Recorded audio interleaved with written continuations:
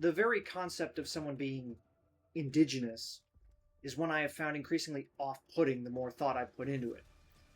Its construction falls apart under minimal scrutiny. The claim to this status is based entirely on a given ethnic group, which is already a largely arbitrary ancestral distinction that disintegrates the minute groups are not rigidly separated, being there first, that they are the original inhabitants of a given geographic area. This already fails on multiple temporal fronts. For one, their ability to claim to be the original inhabitants is factually untrue. There is nowhere on this planet that has been inhabited by humans that has not been conquered from one group by another.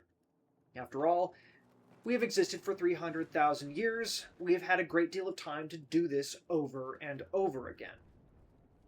Current indigenous groups are simply those with the longest extant ethnic identities. Their groups were not there first, and they were not the original. It is simply that all groups prior to them who lived in that same place were killed off or absorbed, and thus there is no one still alive self-identifying with said groups.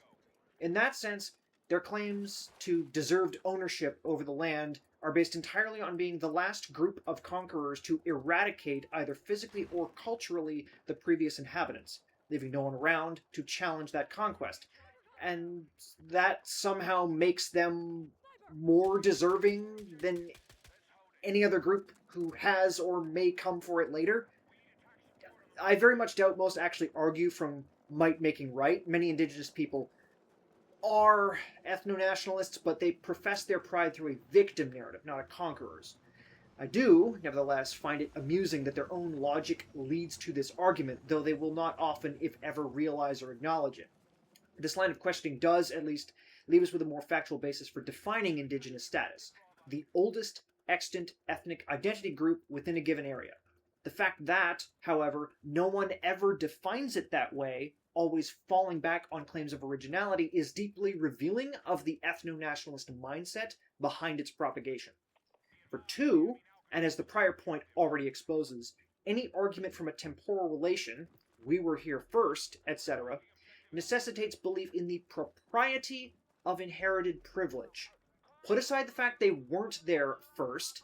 Even if they were, the claim that because one's ancestors were in a place before another's, no matter how small a percentage of DNA one may share, given these identities are largely vibe-based at the end of the day, this then confers an eternal privilege to all their descendants, and that this deprives anyone of different ancestry of that privilege for the same infinite span is fundamentally an ethno-nationalist argument. It subordinates some people in the present to others based not on anything anyone actually did, but on an inborn fact of history that can't be changed.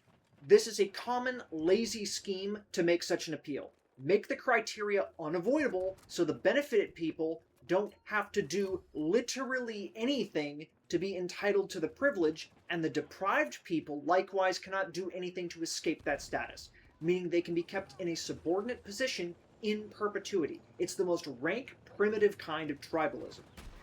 It occurs to me that in the above point I've conflated the existence of indigenous identity with claims to special status or privilege based on that identity. To be strict about it, these are not the same thing, but they are almost never talked about separately, and in any case, the faulty attribution of a group being original inhabitants of a place already puts them in a privileged position by default, since it implicitly validates the conquest of prior groups by not challenging the claim factually, while simultaneously upholding the rights of indigenous people in opposition to later conquerors, despite not holding that same position for any prior group. You could, of course, claim indigenous identities matter much more than prior ones because people still identify with these groups and these identities have consequences. But that just runs into the same assumption I talked of earlier, that these identities matter, that they should be used to administer different treatment politically, legally, socially, etc., upon people based purely on these ultimately arbitrary ancestral criteria that no one can change, making the entire practice grossly and utterly unfair. In the liberal and progressive West, at least, this kind of argumentation would never be accepted from a dominant group.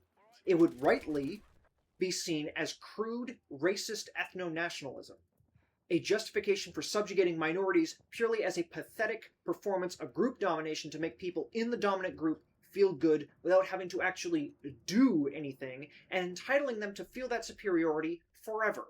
Yet somehow, someway, because indigenous identities are wrapped in false claims of originalism, and, to be fair, true claims of victimization, we have accepted it from them. If an indigenous person asserts some piece of, in my context, Canada is theirs because their ancestors were here first, that's considered fine. But if I assert it is mine because I was born here, I am a citizen, and we should all share this country, that's apparently racist. To deny ethno-nationalists is racist if the ethno-nationalists claim to be indigenous, apparently. It's a get out of being called a racist free card. This is not to say the distinction is actually to their benefit at the moment. In Canada, anyway, the feds still fuck over and neglect indigenous communities pretty much by default. But the rhetoric indigenous activists use, especially those who advocate for land back, is absolutely riddled with blood and soil tribalist horse shit that prevents me from being able to trust their motives. I am never going to trust anyone who wants to take away land from others on ancestral grounds. Whatever injustices may have been done to them do not inspire me to give them the benefit of the doubt. It sounds much more like they want to flip the script. And until I see a change in rhetoric, I remain suspicious of such people. Even the fact that this sort of argumentation is resorted to, rather than arguments to unity, that we're all Canadian and deserve to be treated the same by our government, speaks to the intense desire to cling on to, promote, and ultimately empower this kind of tribalism rather than move past it. It is sadly not a unique problem on the left. Non-white ethno-nationalists have a habit of cloaking their beliefs in progressive rhetoric to portray themselves as righteous. I'm focusing on indigenous identitarianism because I'm in Canada where these forces are prominent, and because I'm really quite tired of the legitimization of the concept of indigeneity, which, if one were to assail it publicly outside some discussion of post-modernism or post-structuralism, where all such categories are expected to be torn down, is labeled reflexively as racist imperialism. We are never going to create truly ethnically harmonious societies so long as people keep acting like these stupid, arbitrary categories matter. And I'm sick of always being the only one in the room actually trying to throw this shit away. Much of politics ends up being corrupted by it, with political movements and parties being merely proxies for ethnic factionalism rather than being ideologically motivated. We already have a massive problem with politics being viewed as a means to personal enrichment. We don't need to add an ethnic component on top of that to make it even worse.